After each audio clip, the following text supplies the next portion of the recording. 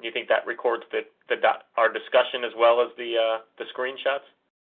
It should. I got to be honest, I've never actually tried this thing, but it is supposed to record everything that happens, so I think we should be good.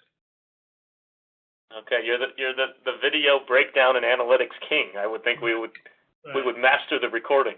These are the things I want to break. We could break down this info. They don't teach you at Penn, so.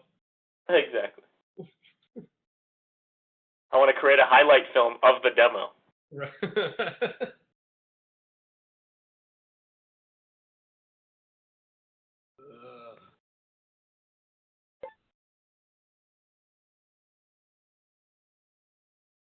All right, we've got a few others are popping on. All right. Who all just joined? Hey, Dan, it's Alexander Boone. I'm Tal Franklin's friend. And Tal. Yeah, welcome. And there's Tal.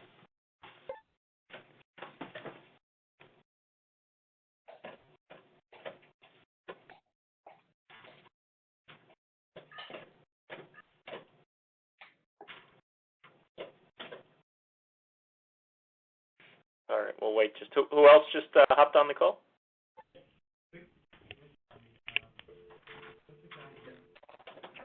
Scott Hello. Robson. Hi, it's Dan. I got 8 people, including you and me, Dan. Okay, let's wait a minute.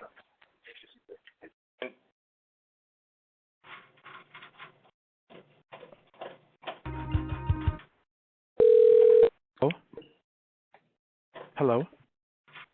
Yes, hi. Who just joined? Is Artie? Oh, I'm waiting for Jarrett, I think. Oh, good. Okay. Oh, hi, Artie. How are you? It's Dan Bassicus, Justin Tuck's friend. Oh, yeah, hi. How are you? Welcome. I'm good. What time and is Dave at yeah, we'll start in just a minute. Dave at Intersport, is your team on yet? All right, let's give them just one more minute. Who's coming up?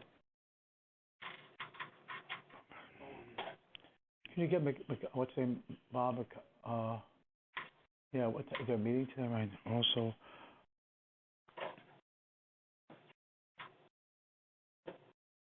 and what's the other one besides warehousing? What's the other one? Anti-corruption. Yeah.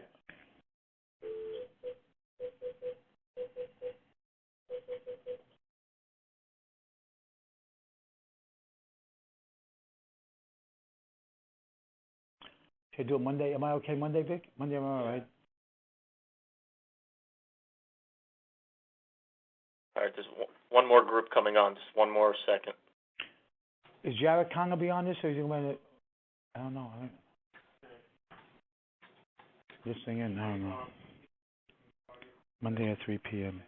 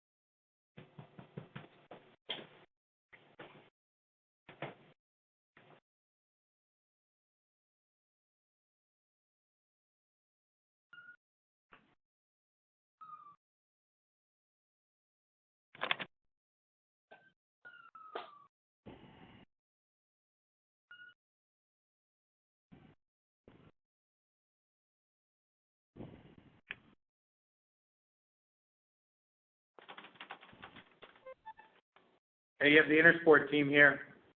Perfect. All right. Thanks, Dave. All right, Vasu, perfect. Vasu, I'll hand it over to you if you wouldn't mind maybe kicking it off with just a little bit of the history and background before jumping into the actual demo. That would be helpful. And then at the end, if some time, You have a demo too, Vic? anyone has any questions, or they're welcome to follow up with me directly, we can chat as well. Cool. Thanks, everyone. I'm Vasu. I started this company almost 5 years ago now. Grew up in India, the self-proclaimed biggest basketball fan in the world. Came to college at Penn. I was a walk-on my senior year on the basketball team as a 5'9" Indian kid. That's my claim to fame. It's all been downhill since then. But I just wanted to work in basketball somehow, so I applied to Nike and the NBA. Those were the only two jobs I applied to out of college, and no one responded to me. So I decided that I would maybe just join a basketball staff somewhere and coach. And so I started talking to a handful of coaches in 2009, 2010 when I had just graduated, and I started asking them what I could do to help. And everyone kept saying, well, you know, this video stuff and this data stuff, everyone's talking about it at the pro level. But as a high school coach, I don't really know what I need to do any of this stuff. And during my 1 year at Penn, I had gotten to see exactly what coaches did for game day prep, which was shocking to me because growing up in India playing basketball, we didn't have video, we didn't have stats, we didn't have nothing. We just showed up and we played. And so I had gotten to know how manual and how arcane this process was of cutting up film and making PowerPoint presentations for the team. And so when I started talking to these coaches, I said, hey, you know what? I think I can do a better job than what you guys are doing manually. So for the first handful of teams that I spoke to, I would just take their video, I would break it down manually, and then, you know, I know Excel probably better than most high school basketball coaches do. So I was able to create some cool metrics and some cool graphs and just simple stuff that they had never seen before. And all of them said, this is awesome. We would totally pay you every season to do this for us. And so I said, well, I'm one man. I can't do more than 2 or 3 teams. But if I built a software platform that did it, I mean, there are 36,000 high schools and 4,000 colleges just in the United States. And all of them have a need for the same sorts of tools that pro teams have. And so that's sort of the genesis of the company. We went live in November of 2010. We had 45 basketball teams our first season. We are now closing in on between 8,000 and 9,000 teams that are customers worldwide, mostly the U.S. and Canada, but I believe we're in about 16 or 20 countries at this point without really having made any effort. It's just the power of social media, coaches finding out about us and buying the product. And so what you're looking at right now is what our product looks like today. This is version 2 of the product.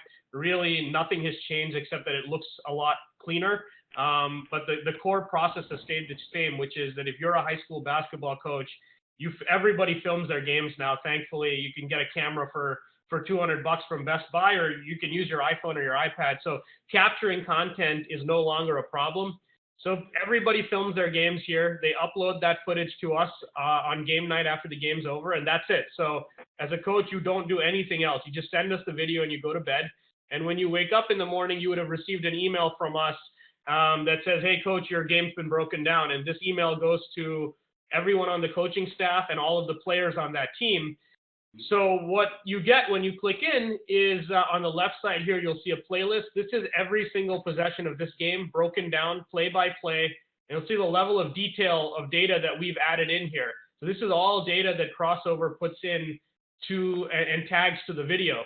So if I wanted to literally find every single shot that was made in this game, that's all. It took me 2 seconds to filter out just every made shot. I could add another filter. I could say, I'm only interested in shots that Vasu made. So this is actually me playing pickup basketball. So you guys will get to watch every shot that I made in this game.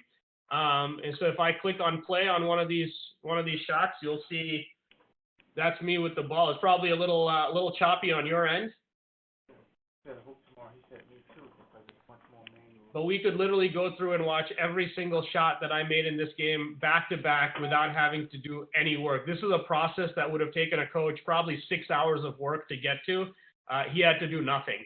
Apart from that, we've got some other cool tools. You know, a coach can start to telestrate like Madden telestrates on NFL film, and they can use this as almost, you can have a remote film session. So your coach could be doing this from his house, and kids can be watching on their iPad or iPhone at home, and you're basically holding a virtual film session without having to have everyone physically in the same location. So that's what we do on this side. Apart from the video, we also generate a shot chart for every game. So this is, we could filter this down to just me. So that's my shot chart for this game. And then if I click on one of these dots, we'd actually be able to watch the shot that I took straight off the shot chart. So it's a neat little visualization tool to help people understand the shots that they're taking. And then finally, we take all of that data that we've tagged to the video and we convert those into tons of stats that I would argue is on par with what a pro team gets from their staff. So basic box score stuff, and then we go into fairly detailed statistics. If any of you are basketball fans, you'll probably recognize a lot of these, but we generate about 150 different metrics automatically off of the tags from the video that can then be used by the coaching staff to do what they do. So that, in a nutshell, is the product. It's very simple. As a consumer, or as an end user, you literally have zero learning curve for this thing. I mean, you log in, you upload your film, you go to bed. You don't have to learn how to do anything else, and the rest of it, as you saw, is just very, very easy to use. It works on desktop. It works on iPads. It works on Androids and iPhones. We have native apps. So, we have about 60,000 athletes today that are active on the platform, and about 5 to 10,000 coaches, depending on whether you think of a coaching staff as just one coach or multiple coaches per team. So we started with basketball. We went into lacrosse. That's our second biggest sport right now. And then we just launched volleyball and football this past fall. And every year our goal is to try to add one new sport and continue to do what we're doing. And, we're barely scratching the surface. We estimate there are about 300,000 to 400,000 teams at the high school, collegiate, and club level. Not even really club, it's just high school and college. And then clubs, there are millions of them, although they range from under 8 teams all the way to under 18 teams. So we haven't really gone after the club market much yet. We've really focused on high school and college. And just in those two levels, there are a couple 100,000 teams, and we have about 8,000 of them today. So we're barely scratching the surface of this market. And then the end goal, obviously, here is it's a cool business. We'll probably turn this thing into a $30-40 million a year business over the next couple of years in recurring revenue from coaches. But the real value of what we do is the content. So part of our terms and conditions when a team signs up with us is that we own the rights to their edited content, and we can do whatever we want with it. So the first thing that we just started doing literally 10 days ago is that we built a feature where a kid can come in and with one click for $10 can buy a highlight video of his last game. And this is something that if any of you have kids that played a sport and you had to go through the process of creating a highlight reel for your kid, it's probably about a $500 to $1,000 deal, having to bring a guy in, film the game, you tell him what to edit, he goes and edits it, puts together a DVD, and he mails it to you. Our system can do that in under 30 seconds. You put in a credit card, and literally a minute later, a video is delivered to your inbox. So we just started doing that 10 days ago without any promotion. Just put a button up within our site, and I think we've sold over 300 highlights in just the last 10 days. And we think that monetizing the parents and the kids are really where the real money is in this market, because we have their video, it's fully tagged. So the things that we can sell to that market greatly outweigh the coaching market, in my opinion. And then the last piece of this is just the value of all of the data that we have. So we've started selling to NBA teams to prepare for the draft. We've started selling this data to colleges for recruiting purposes.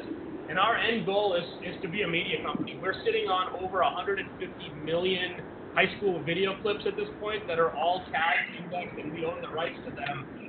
And so in the long run, our goal is if we can programmatically create a highlight video for every kid for every game and put it out on the internet in a destination that has never been done before, while none of these videos are going to get the kinds of views that a Steph Curry video gets because of the mass appeal.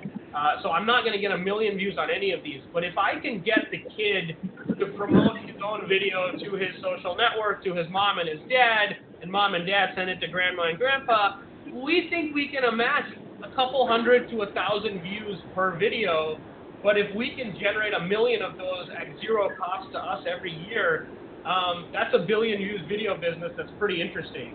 And while everyone's spending billions of dollars for rights these days, the thing that attracted me to starting this business more than anything else was that we looked at this as the one set of video, of sports video out there that had no rights associated with them really, and that costed nothing. Frankly, people are paying us and giving us their content and then allowing us to monetize them. So it's a pretty good business model in the long run. So that's in a nutshell everything that we're doing. Happy to answer any questions you guys might have. We jumped on a little quick, a little late. I have a question about who films the actual games? Is that someone just sitting on the sideline? Who films it? Yeah, every single high school and college in America at this point has somebody who has been designated as a video guy. So sometimes it's a volunteer parent, sometimes it's a JV kid, sometimes it's the AV kids from the school, but literally you would be hard pressed to find a high school at this stage that is not filming their games, at least for football, basketball, volleyball, lacrosse. The main sports, they're all being filmed. What kind of volume are you doing right now, your company? I'm sorry, what was the question? What kind of volume are you doing right now? In terms of the number of videos? Yeah, no, in terms of the money. How much money? Yeah. In revenue, so every team pays us on average $1,100. So this past year we did about a little over $7 million in revenue. This year we're expected to hit between 10 and 11, and a year from there I think we'll be at close to 18 to 20. So we've been growing pretty steadily at a 70% rate every year. So $1,100 per team is the price point per team for a yearly subscription. Is that how this works? Or? That's right. I mean, we think of it on a per season basis, but there's only one season per sport per year, so you can think of it as a yearly subscription as well. What is it per athlete? So we don't charge the athletes anything except for whatever they want to buy on top, right? So if a kid wants to buy a highlight, some may spend $10 to $20, some may spend a couple $100 a year depending on how good the kid is, because some kids come in and for every game they want to buy a highlight. Some may not want to. We're going to start adding more and more things to monetize the parents and the kids. So if you're trying to get recruited, a lot of these parents spend thousands of dollars hiring a recruiting service to help get their kid a scholarship.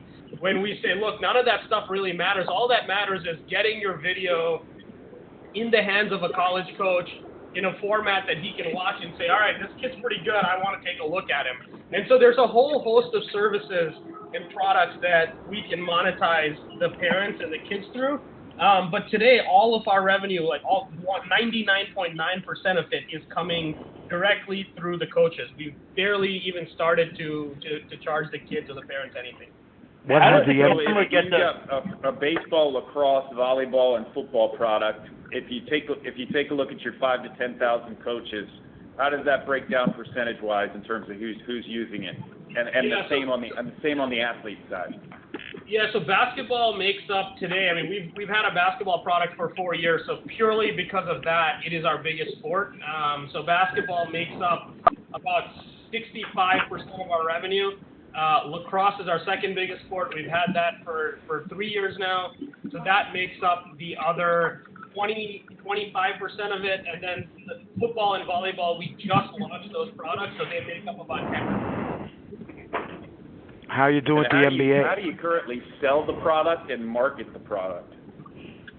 So this is a very... I'm sorry, what was that? Actually, could we get everyone to mute who's not asking a question? There's some background noise on cell phones.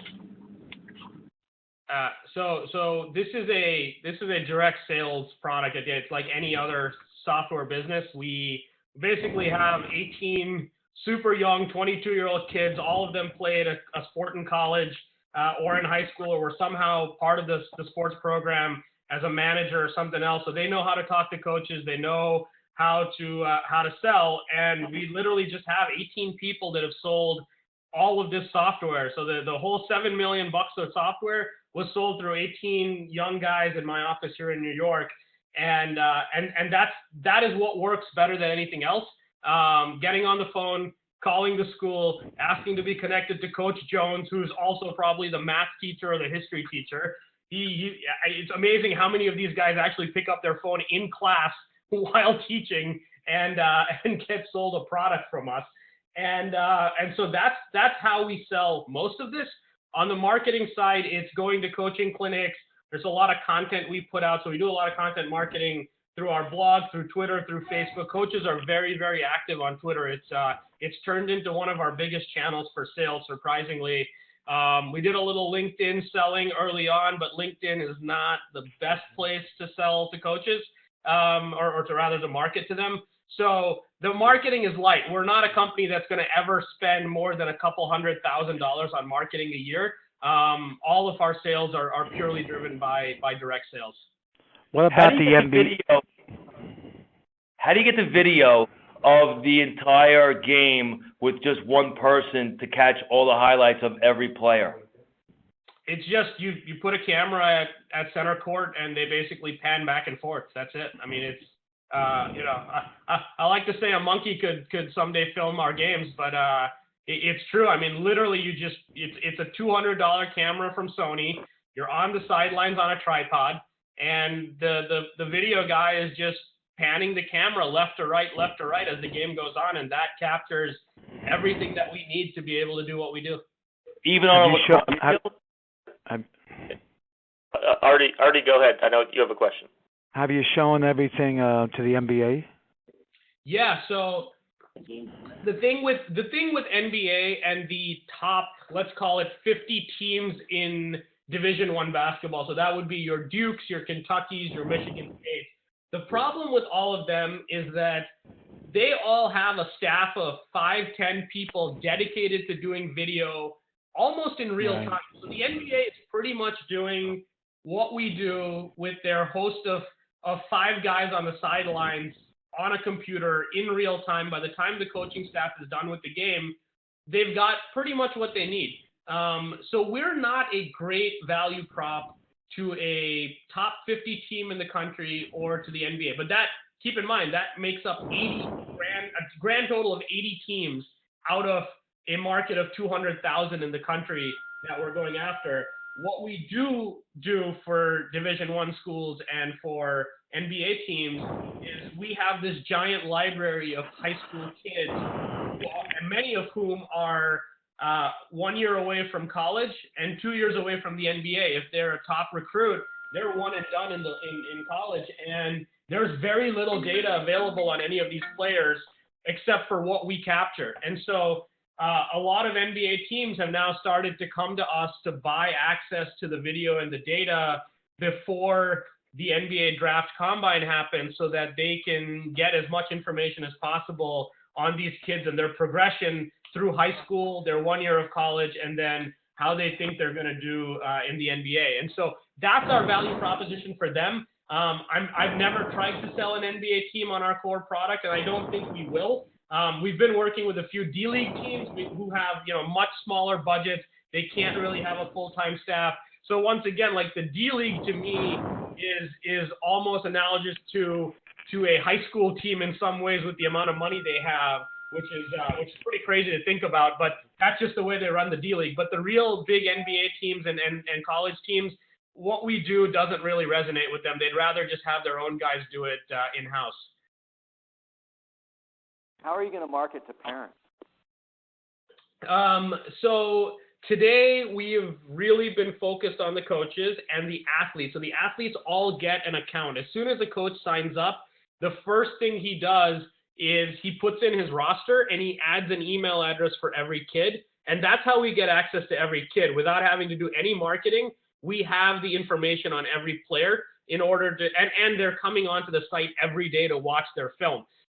For the parents, our plan is to probably create another app. Like literally, it would just be a carbon copy of the athlete app, except that we would call it a parent app, and we would push the coaches and the kids to put in their parents' information into the system so that they could have access to the video.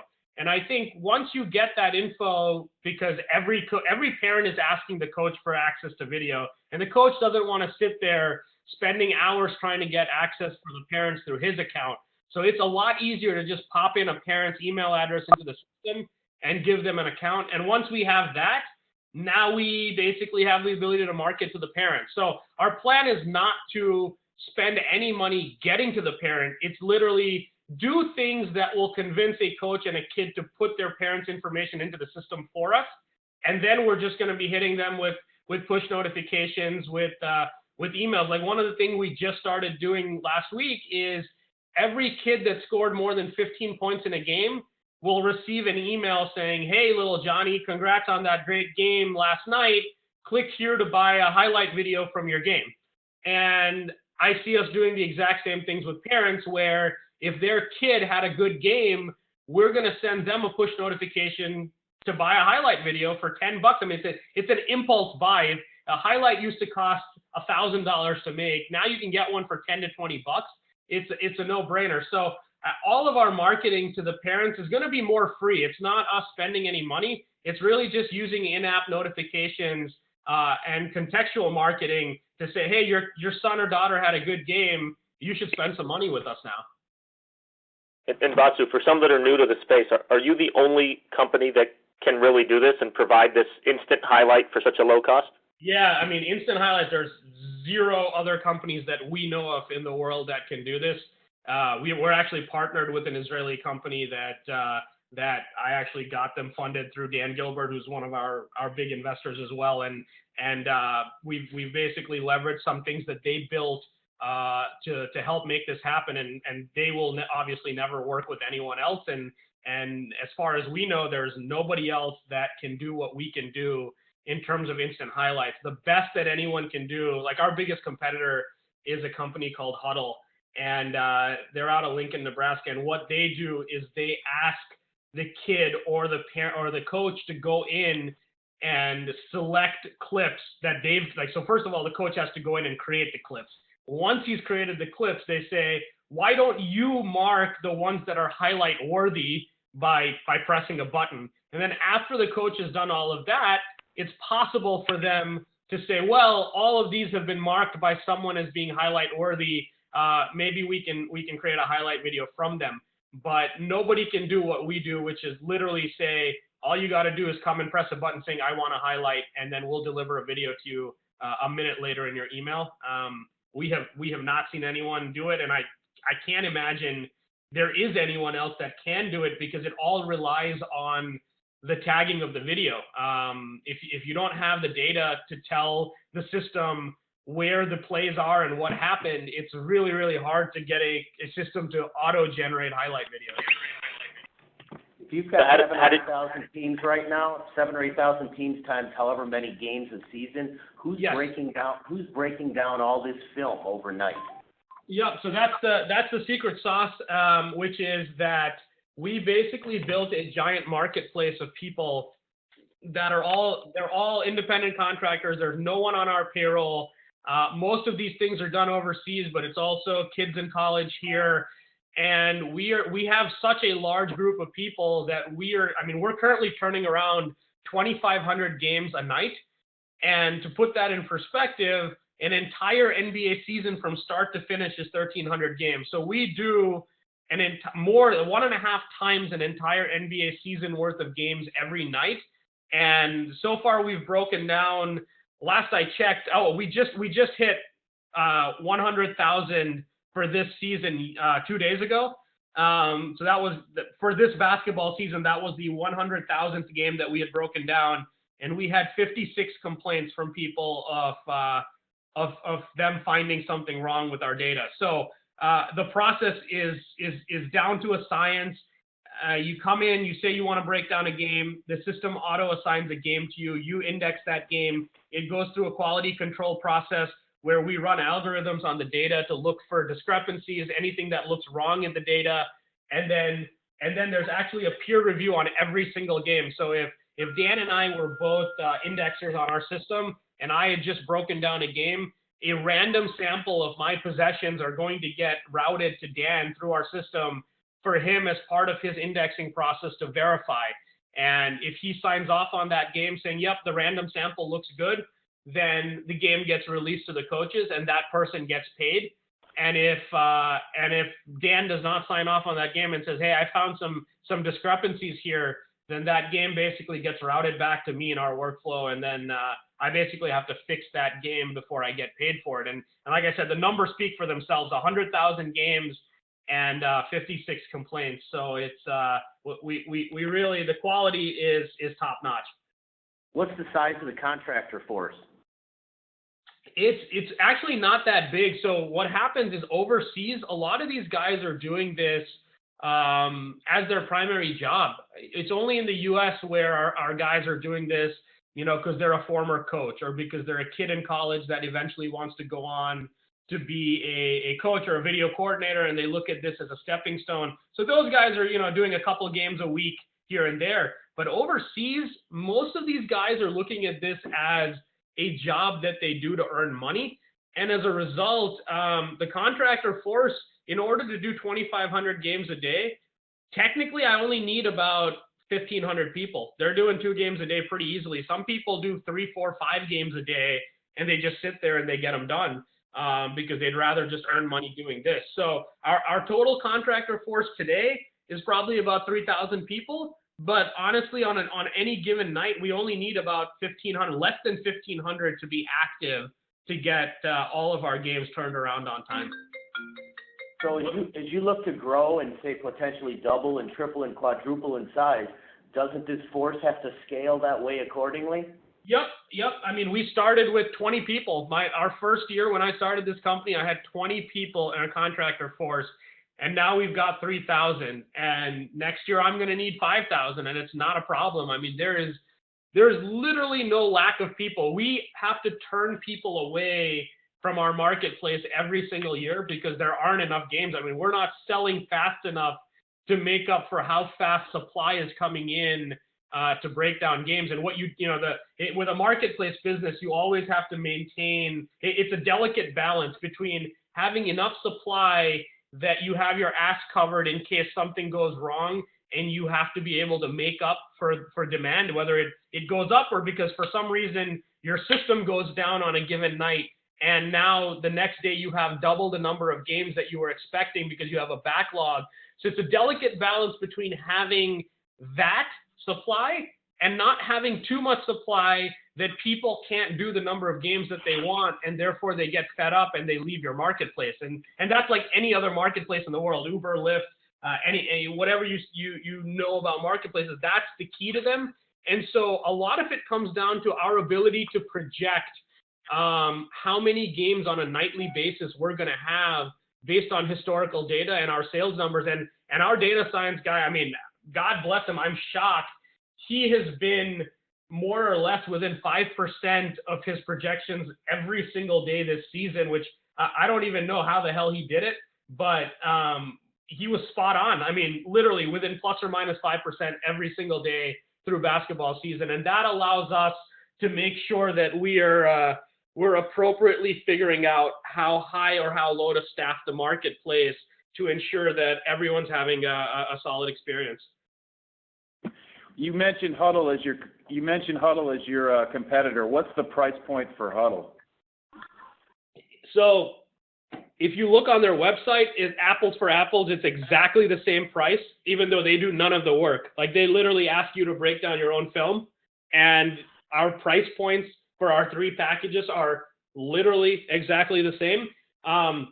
But in reality, what Huddle does is they go into a school. And so they started as a football company. They came out of Nebraska. The coach of Nebraska helped them start this business. So they're football guys. And they started with the football market, which is it worked well for them because football is the biggest revenue driving sport and they have the biggest budget. So what Huddle usually does is they go into a high school, they sell the football team for $1,500, which is their middle package, same as ours. And then from there, they basically try to get whatever they can from the rest of the sport. So they'll say to the basketball coach, all right, man, can you afford $400? We'll take $400. Can you do $200? We'll take $200. And that's what they've been doing for years now, is just trying to get whatever they can get from every team. With us, we do not do that. We refuse to discount our product in that way. If we go in, we say, look, coach, you can go with Huddle and have a miserable experience for the rest of your season breaking down film yourself, or you pay us $1,100 and you don't have to worry about anything for the rest of the year. And that's just the way we sell, and it's worked. I mean, we've probably, of the 8,000 teams we have right now, I would estimate at least 5,000 of them at some point were in a school or were part of a school that had Huddle, and Huddle had given them their product for a couple $100 up to $1,000, and they switched because it doesn't make sense. Like, why pay $400 and do all the work when you can pay $1,000 and do none of the work? It doesn't make sense. If that's such a clear advantage, how much work is it? And that's one of the major reasons to switch to Krossover.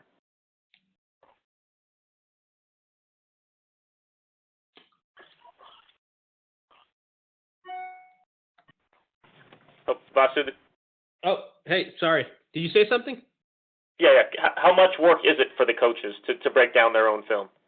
Oh, God. I mean, if you look at our Twitter feed, you'll see the coaches constantly tweeting about how much time. I mean, we did a couple of case studies, and I'd say the average high school coach said that we save him 80 hours a season. So that's 2 full work weeks of 40 hours that they say that we're saving them. And I mean, it makes sense. I mean, I used to break down film myself for the coaches, the first 5 of them, and I can tell you how much time it takes to do this work. It's obscene. And the best example is Coach K at Duke. The guy's a creature of habit. If you win a game or you lose a game, whether you win by 50 or not, he goes back to the film room the same night, every single game. And if the game ends at 10 o'clock, his entire staff goes into the film room at about 12, and they'll sit there till 4 o'clock watching film. And they do it the same night. And that's Coach K, and he has a full staff to do this stuff. You talk about a high school coach. I mean, it's pretty crazy how much time they put into the film room. What sports do you envision to be next? Soccer and hockey. We've had coaches. I mean, every single day of the year, I get an email from a soccer coach or a hockey coach saying, hey, I saw what you guys do for the other coaches in my school. When are you going to have something for me? I mean, the hockey guys are so desperate for something that they actually, I think we have about 10 or 15 hockey coaches that signed up for our lacrosse product, and they're literally using our lacrosse product to have their hockey film broken down because they were just like, look, it's close enough. It's not great, but it's better than what we have now, which is nothing. And they're actually paying us to use a product that was not even built for them. So both of those sports have people desperate for the product. It's just, I mean, it's a bandwidth issue for us. We just haven't been able to build those sports given the number of people we have and all the other things we're trying to do in terms of building product for parents and kids and doing some stuff for NBA teams because A, it's good revenue, but B, it also helps with credibility. When we say, the Toronto Raptors, the Rockets and the Cavs and all of these guys are using our product, it helps us get in the door with the Division I guys. And when we get in the door with the Division I guys, it helps us get in the door with the high school. So it's all a branding thing at those higher levels to get in the door with them. But it's literally a bandwidth thing. If I could hire 30 engineers today, I would be able to build soccer and hockey this year, but we won't. But it's time as well. I mean, I don't want to jump into it, get in a situation where hockey is the same time as basketball. It's a winter sport. And what you don't want to do is jump into something and then you end up having a bad experience as a customer because we didn't scale up fast enough to deal with hockey and basketball customers in the same season. So it's a process. I would love to be able to start those sports as quickly as possible because coaches are asking for them, but we'll get there. Other than charging $10 for the highlights, how else do you think you can monetize the content as these kids push out on YouTube and Twitter and Facebook these videos? Well, first of all, we're going to raise that price. That was a introductory price. I've been pushing I'm like, guys, we can't be selling this stuff for $9. It's ridiculous. We gotta bump up the price. So we're bumping up the price. We just wanted to see how it went the first couple of weeks, and it went really, really well. I remember the day we launched 10 days ago. I remember joking to the guy that's running this project. I said, dude, if we sell 3 highlights this week, I'll consider this a grand success. And they sold 300. So I'm pretty stoked about how it's going. That's easily the number one way to do this. I think the second thing we're going to start doing is we've been talking to Facebook and Twitter both about a deal where we would make our high school content available.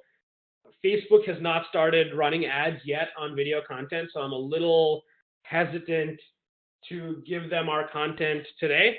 But they're going to start doing it. And the beautiful part about Facebook is that every single person on Facebook has their high school and their college listed, and Facebook has that data. So what it allows us to do is to create a highlight video for high school A, and then Facebook is able to then promote that video to everybody that has ever attended that high school ever. And the amazing part of that is even if you're a 40 or 50-year-old person and you went to a certain high school, if a highlight video from your high school appears on your Facebook newsfeed, you're pretty likely to click into that, even for just a minute, to be like, holy shit, that's cool. I get to watch highlights from high school I went to 20 or 30 years ago. And I think it offers us an unbelievable arbitrage opportunity where we can leverage Facebook's ad targeting to promote videos to people that went to certain high schools, and then run a ad on those videos that has a significantly higher CPM than what we're paying to even target that person in the first place. So we've been talking to them. Twitter is obviously desperate right now. Their stock price is tanking and they need content, so they've been talking to us as well. So in the short term, I don't know whether we're going to do a deal with either of them or not, but we're thinking about it. And then in the long run, it's about building that media site. We want to basically be the destination for all of amateur sports. If you are anyone that cares about a local high school game, you're going to come to our site, and there's an ad model there. It's going to take a while.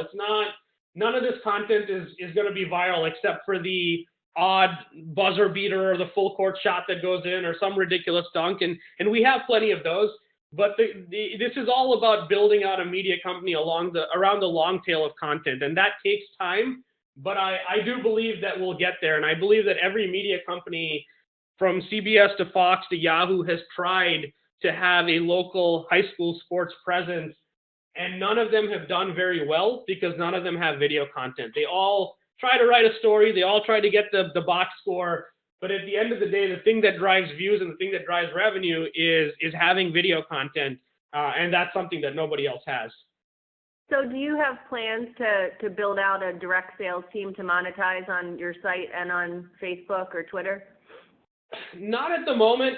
We need to get, for Facebook and Twitter, I don't think we're going to be having our own direct sales force. If we did a deal with either of those companies, it would be because they're going to already have deals with advertisers where they'd just be able to strap on a pre-roll to our videos and just give us a rev share without us having to do much work. When we build our own destination site, yes, I think the way you build a brand like this is to start slow. I think you get, a couple 100,000 videos up on a site. You go to a national sponsor like a U.S. Army, a Dick's Sporting Goods, a Nike, and Under Armour, and you say, look, guys, we're a new site, but we have all of this content. Let's do a $250,000 a year, $500,000 a year sponsorship deal to start. You can be the title sponsor of our site. And you run that for a year. It's not going to make a lot of money, but you run it for a year just to get the brand out there, because people need to know that there's this thing called Krossover.com where all of this amateur content lives. And then I think slowly you move to more of a model where you're actually selling ads and sponsorships, and or just, today it's so easy to just plug into any of the ad networks that are out there and start running pre-rolls. I think the the direct sales would really only be for title sponsorships or any other types of sponsorships that we're selling on the site itself. I think in terms of pre-roll advertising, we may not even have to do it. We might just be able to plug into an ad network and get pretty good CPMs on with the type of content that we have. A quick question for you. What are the terms of the agreements with each of the schools? Is it a 1 year? Yeah, these are just like any other typical SaaS business. I mean, most SaaS businesses are on a monthly basis. We're not on a monthly basis because most schools basically have to pay upfront using a physical paper check from their budget. And so if we tried to charge people monthly, they probably would have run out of money in the second month. And so we charge upfront $1,100 a season. They pay that, and then they have to renew the following fall or whenever their season comes up.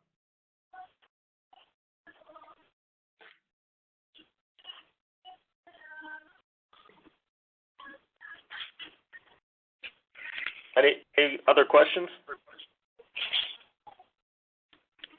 Vasu, have you started with kind of the freemium product for football teams to try to steal away huddle teams? It's not for football teams. So the freemium product is essentially for any team. I don't believe we're going to be stealing football teams that way, but I do believe we're going to be stealing everything other than football. And the reason I say that is because football teams, they have money. They're not going to, our free product is not going to be as fleshed out as Huddle, because Huddle has spent 10 years building their product. Our freemium product is going to be a very, very simple tool that allows any sports team to upload film and be able to cut that film up into clips and tag it themselves. But it's going to be completely free. So what Huddle charges $1,000 for, we're going to charge $0 for, and try to steal market share in every sport other than football. I don't believe that most football teams will switch to us immediately because, they've got something they've used for 10 years. Why switch? I mean, $1,000 is nothing for a football team. So, but for every other sport, it's a lot of money. I mean, you talk to your water polo team and you tell them you can either pay Huddle $1,000 and do it yourself, or pay Krossover $0 and do it yourself. 100% of those teams are going to come over to us. And then our goal is to obviously start upselling these teams. So we can only do it for the 4 sports that we are currently indexing. But let's say a high school basketball team switched from Huddle to Krossover for the free product. Well, one of their games every season, we will break down just to show them the value of what they would be getting if they were to if they were to uppay into the one of the paid products. And I think it's going to be an unbelievable source of lead generation. We're in beta with a handful of teams now. We're just letting people try it out. We haven't announced it. We don't want to tip our hand and show Huddle what our plan is yet. So we haven't made any public announcements. We haven't put it on our site. We haven't done anything other than to get it in the hands of a handful of coaches just to get some feedback. And I think it's probably going to be another month or two. We're going to refine the product based on what the coaches tell us they like and they don't like. And then probably sometime around the Final Four, or maybe a little bit after that, we're going to announce that there's this completely free product that no high school has ever seen before that directly competes with Huddle. And we'll see. I mean, it would be nice if the floodgates open. At the same time, it's better to just take things slow and steady. I'd rather have a couple hundred teams, a couple thousand teams come over at first, rather than us instantly seeing 100,000 teams jump ship from Huddle to us. But we'll see how it goes. One other strong metric: what percentage of coaches that see the demo sign up, and the ones that don't, what's their reason? Yeah, so our biggest problem is always from a direct sale, and it's probably not just us. I imagine any company's biggest direct sales challenge is filling the top of the funnel. Just getting people on the phone or to answer an email is your biggest challenge. And if we get a coach on the phone and he sees a demo, we're closing 55% of those sales. It's ridiculous. I mean, I've never heard of a company that can close that level of sales and have a conversion rate like that if you get him on a demo. The question is, what can you do to get him on a demo? And that's constantly our the thing that we're talking about internally and trying to fix is how do you get that initial phone pickup or email conversion rate to be higher? And some of the things you can do is obviously get a warm introduction, get a referral, send someone to the school physically. So we're experimenting with a remote sales. People can actually go into a school physically and talk to the coach if we haven't been able to get him on the phone. What clever emails can you send? When a coach wins a state championship, we send him a banner in the hopes that he'll put that banner up and it has Krossover on it in his gym, but that he would maybe take a phone call from us. There's a lot of things that we're trying to do, but I would say more than anything else, referrals are the best possible way to get a coach to pick up the phone. If his buddy told him that he should talk to us, he's probably going to pick up the phone. And so we actually built out an entire loyalty platform called Krossover Credit that allows our coaches to earn credit for making referrals, for tweeting about us, for writing blog posts that we can use for content. It's pretty cool. That thing could actually be a standalone business someday if we were to open it up to anyone to use it. But obviously today it's just an internal tool that we built. But it's pretty neat. Our marketing team did a good job with it, and it's been working. I think we made about 300-400 sales last year directly as a result of someone on Krossover Credit making a referral to a coach who then signed up. So that's pretty good for zero work on our part. Yep. Sounds good. Any other questions from anyone on the phone? All right. Are you worried? One more question, sorry. Are you worried? I said you have a team of people that are analyzing video, but they're not employees. Is that a risk? And that I would think it takes a little bit to train them, and then what if they stick around for a season? You got to go find new people, train them, so on and so forth. Yeah, no. Invariably, people will leave. I mean, there's no chance you're going to retain 3,000 people year over year to break down film. I mean, a good 20, 30, 40% of those people year over year will leave. And that's fine. First of all, I would say if they were employees, that would be very bad for our overhead and for our margin and for the way we do business. I don't think this would be a sustainable business if we were to have full-time employees doing this, because it's a very seasonal business, right? Things can be very high during basketball season because we have 6,000 teams. Then we go into lacrosse. Lacrosse is a much smaller sport. We're going to have 1,500 teams, and that's 20% of the market. Then you get into the summertime where there isn't consistent work. There's stuff a couple days a week. There's a tournament. There's an event where we're at. We're doing some things for NBA teams. Like it's very, very variable work over the course of the season, even over the course of a week. And so having full-time employees would make this a very, very bad business, in my opinion. And as a result, we had to prepare for the inevitable fact that in a marketplace, people will leave. You will not ever retain everyone. So we've built a ton of tools online. We've built an entire online training platform that allows someone who signs up to be a tagger with us to come in, sign up. They have courses assigned to them. They go through courses. At the end of every course, there's a quiz. There's video tutorials. Over the course of their training period, they have to take multiple tests to break down 3, 4, 5 games.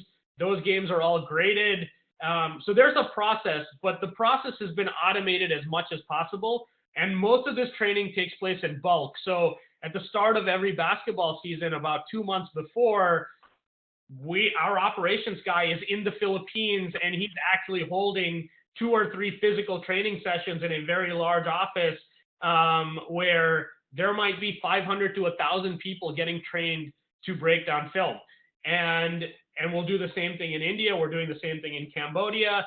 And it's not a big deal. I mean, it's just part of the process. But we haven't had any problem training people every single year, and then we're fine if we lose a percentage of those people. A lot of them come back because it's good money, but they do have to do something else during the summer months because there isn't nearly enough work over the summer as compared to basketball season. So we try our best to see if there's other ways to keep them occupied during the summer, but they're not employees for a reason. If they were, I don't think this whole model would work.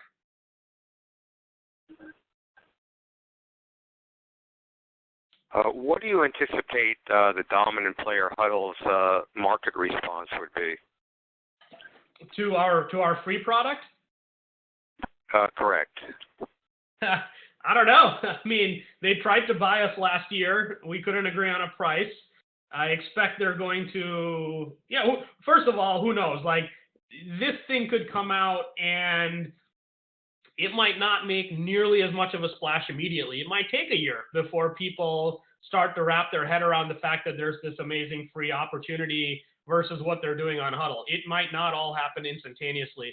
I would think, though, that if it did happen instantaneously, or even the course of a short period of time, and Huddle suddenly saw that they were losing customers by the thousands every couple of weeks, if I were them, I'd get on the phone and call me and say, hey, man, what you want to do a deal? So if they do that, I don't know if I would do a deal. Frankly, we're at war. I would rather kill them. Nothing would give me greater pleasure in life than to see them go out of business because we made we built a hell of a product. But I do believe that the best course of action at some point for both companies, if we didn't kill them, would be for the companies to merge, because I think that if the companies were to merge, we basically own the entire high school college market, all sports. We could probably raise prices by a little bit and it would be fine. Right now, we're competing with one another, and obviously that drives prices lower and lower every year, although we've been increasing prices every year and it's worked for us. But they've definitely had to go down and down and down as much as possible every year, to the point where, they'll give a basketball team their product for $100 if they had to, just to get something out of them. And so it's obviously in the best interest of all shareholders, I think, for both companies to eventually merge one day. And I think that combined company probably has a chance to go public. But again, nothing would give me greater pleasure than to kill them. Well, let's talk about the kill strategy then, at least in the short term. What's the cost of acquisition of a user, and what's the retention rate? Yep. So it's going to vary, right? When it comes to the free product, we don't want to spend as much money to acquire a free user, and so that is going to be primarily driven by email marketing, also Twitter campaigns that we can do that don't cost a lot of money, using our partnerships with influential coaches, stuff like that, to try to get people to sign up. It's a self-serve platform. You come on, you sign up, you upload your film. I don't know what the cost of acquisition is going to be for that yet. It's because we haven't launched yet, and that's fine. I think that the free product it's sort of our Trojan horse. We're not betting the entire company on it. The core business, our cost of acquisition of a customer, is all in, including sales, commissions, marketing, everything. I think it's about $560 is what we spend on a customer to acquire them. And then they're spending $1,100 with us every year. The retention rate on average is about 71%, 72%, but it goes up and up every year. So our first year, so we don't do a trial period. And because we don't do a trial period, I think that with a lot of SaaS companies, that trial period, they lose a lot of customers in the trial period. And so once you sign up a customer, your churn numbers look a lot better, because roughly 80% is pretty good, 85% for a SaaS business. We don't do any trial period. We just sign the customer up directly. So at the end of that first year, our retention rate takes a hit. So first year, we'll renew 65 to 70%. Second year, we renew 85 to 90%. Our third year renewal rate is currently at 98%. So once we have basically, if we retain that customer past the first year, we pretty much have them for life. And so the payback period on a customer is about 3/4 of a year in terms of based on the cost of acquisition. So we immediately start making money on a customer basically within the first year, and then it's all profit from there on out. But we're looking into things that we can do to make that first year renewal rate better. Like, we never had an account management team before this year, so we think that's going to help. Just more training, more webinars. Again, if we had a trial period and we lost customers at the start, I think our churn numbers for that first year would be above 75 to 80%. But I think it's in our best interest not to have a trial period. Why would I give a trial period when I can charge that customer the first year anyway, and hope to do things that can retain him rather than to lose him during the trial period?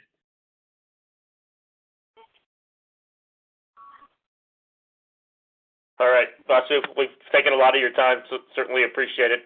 Anyone's welcome. Shoot me a note anytime. We can follow up.